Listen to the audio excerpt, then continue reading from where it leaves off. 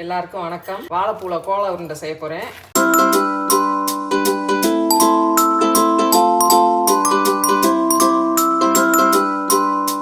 இது நல்ல நாட்டு வாழைப்பூ, நல்லா பெருசா இருக்கு, அதை எடுத்திருக்கேன். நல்லா இப்படி பிரிச்சு உள்ள உள்ளதை எடுத்துக்கிடுவோம்.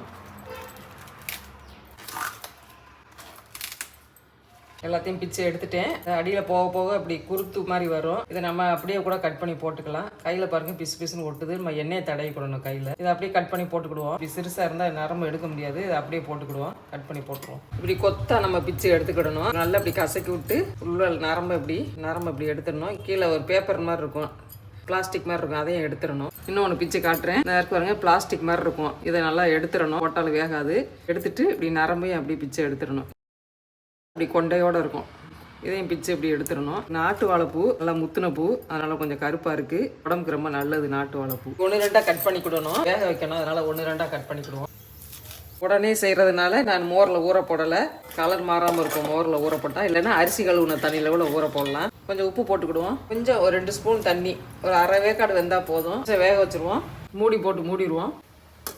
அரை வேக்காடு தான் வேக வச்சிருக்கேன். 50% வந்திருக்கு. தண்ணி இல்லாமல் கரெக்டாக வந்துருச்சு. அடுப்பு அமர்த்திடுவோம், ஆறட்டும். மசாலா எல்லாம் எடுத்து வச்சிருக்கேன். மிக்சியில் அரைக்கிறதுக்கு 1 ஸ்பூன் சோம்பு, 10 பல் பூண்டு, 2 கிராம்பு, சின்ன துண்டு பட்டை, சின்ன துண்டை இஞ்சி கட் பண்ணி வச்சிருக்கேன். கொத்தமல்லி கொஞ்சம் எடுத்து வச்சிருக்கேன். பெரிய வெங்காயம், பல்லாரி வெங்காயம் கட் பண்ணி வச்சிருக்கேன். நீங்க சின்ன வெங்காயம் இருந்தால் ஒரு 10 போட்டுக்கோங்க. தேங்காய் திருவல் ஒரு 3 ஸ்பூன் எடுத்து வச்சிருக்கேன். பொட்டுக்கடலை ஒரு 4 ஸ்பூன் எடுத்து வச்சிருக்கேன். மிளகாத்தூள், உப்பு எடுத்து வச்சிருக்கேன். போட்டு அரைச்சிக்கிடுவோம்.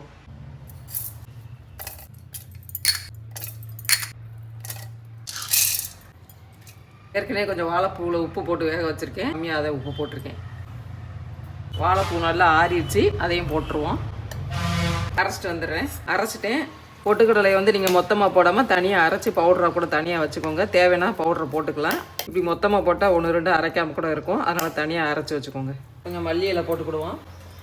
ஒரு பக்கம் எண்ணெய் காஞ்சிக்கிட்டு இருக்கு. உருட்டி போட்டுருவோம். தண்ணியை ஊற்றாமல் அரைக்கணும். தண்ணி ஊற்றியாச்சுன்னா இப்படி உருண்டை பிடிக்க முடியாது. அப்படி தண்ணி ஆயிடுச்சுன்னா பொட்டுக்கடலை மாவை போட்டு சேர்த்து நல்லா பிசைஞ்சு உருண்டை பிடிச்சிக்கணும்.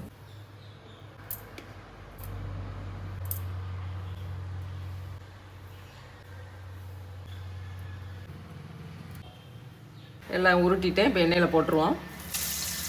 அடுப்பை மீடியமாக வச்சுக்கணும். நான் கொஞ்சம் காரம் கம்மியாக போட்டிருக்கேன். அதிலே பச்சை மிளகாய் போட்டு கூட நீங்கள் அரைச்சிக்கலாம். எல்லா உருண்டையும் போட்டுட்டேன். உடனே அடுப்பை கிண்டிடக்கூடாது. அடுப்பை நல்லா மீடியமில் வச்சுக்கணும், இல்லைன்னா உள்ளே வேகாது. பாருங்கள், நான் அப்படியே மீடியமில் வச்சு தான் வேக விட்டுக்கிட்டு இருக்கேன். 1 சைடு வெந்துருச்சு. அப்படி எல்லாத்தையும் நல்லா பிரட்டி விட்டுருவோம். எல்லாம் சுட்டை எடுத்துகிட்டேன். இந்த மாதிரி நீங்களும் செஞ்சு பாருங்கள் எவ்வளோ சாஃப்டாக இருக்குன்னு. லைக் பண்ணுங்கள், ஷேர் பண்ணுங்கள், சப்ஸ்கிரைப் பண்ணுங்கள். தேங்க்யூ.